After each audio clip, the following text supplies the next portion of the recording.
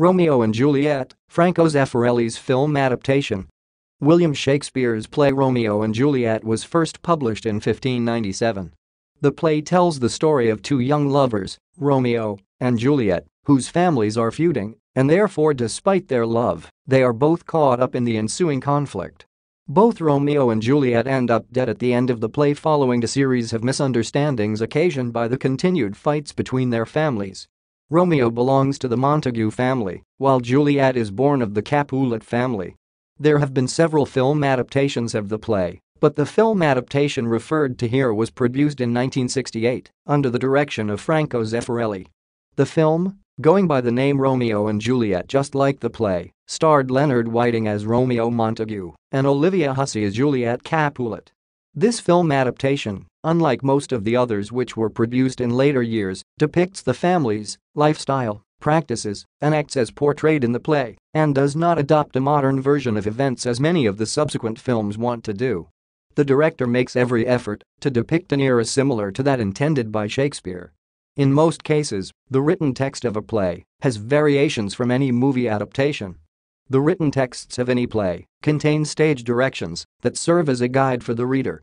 Although stage directions in the text of a play tend to give the reader a clearer and better understanding of the setting, they can also be interruptive for the reader. As the plot of the play develops and the reader gets more involved in the reading of the play, the constant need to read the stage directions has a disruptive effect on the reader's interaction with the play. Film adaptations have plays, as is the case of this particular film adaptation by Franco Zeffirelli, eliminate the part of stage directions, and the viewer is able to enjoy an uninterrupted revelation of the plot of the play. In this film version of Romeo and Juliet by Franco Zeffirelli, the director has altered, removed, or recreated several scenes. In the play, when Paris faces up Romeo outside the tomb, he executes Paris. The film version does not, however, portray this part, and the entire scene in Act 5 of the play is conspicuously missing in the film.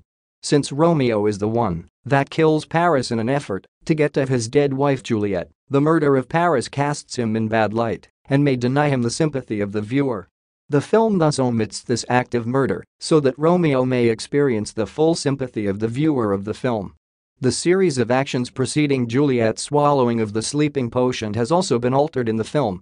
In the play, Juliet delivers a long monologue prior to taking the sleeping potion, communicating her fears, her hopes, and her love for Romeo to the audience. However, in the film, Juliet simply swallows the sleeping potion without much ado, simply asking for strength and love before taking the portion. The film version reduces Juliet's monologue because of several purposes. Since she proceeds to take the potion anyway, the need for a long speech beforehand may have seemed unnecessary in the eyes of the director. Therefore, there is an element of directive license in this instance. Secondly, in the film, the single sentence by Juliet comes across as very powerful and memorable. The phrase by Juliet asking for strength from love is memorable and is more poignant, and the viewer's emotional connection with the character actor is enhanced. A similar directorial edit occurs in the scenes of the play concerning Romeo's acquisition of the poison that he takes and finally dies after believing Juliet to be dead. In the text of the play, Romeo purchases the deadly poison from an apothecary and proceeds to insert it in his pockets. In the film, the scene where Romeo acquires the poison is entirely missing. Therefore, when Romeo is distraught by his lover Juliet's side and believes her to be dead, he appears to unleash the poison from his pockets and drinking it with ease. The element of surprise and a need to create suspense informs the director's deletion of the scene of Romeo acquiring the poison. In the play, when Romeo buys the poison, the reader can predict, to a certain extent, his next course of action, since he believes that Juliet is dead. Since he has already bought the poison, his devastation at seeing his dead wife can easily lead him to take the poison and commit suicide. In the film, the audience does not see Romeo buy the toxicant. Therefore, the audience remains in suspense, not knowing what Romeo would do next. The viewer is unsure of Romeo's next course of action after his wrong perception of Juliet's death. The deletion of the scene that shows Romeo purchasing the poison thus enhances the suspense in the film version of the play to the very end. Additionally, in the text of the play, Romeo's friend Mercutio dies away from Romeo's presence, but in the film he dies in the presence of Romeo. Mercutio here plays a role of a very loyal friend because he dies while defending the honor of his friend, Romeo. Romeo cannot accept the challenge of Tybalt, Juliet's cousin, because unknown to Tybalt, Romeo has just married Juliet. Romeo thus has his reservations on dueling with his wife's cousin. Mercutio, ever a loyal friend, steps in on behalf of his friend, but he unfortunately dies in the ensuing battle.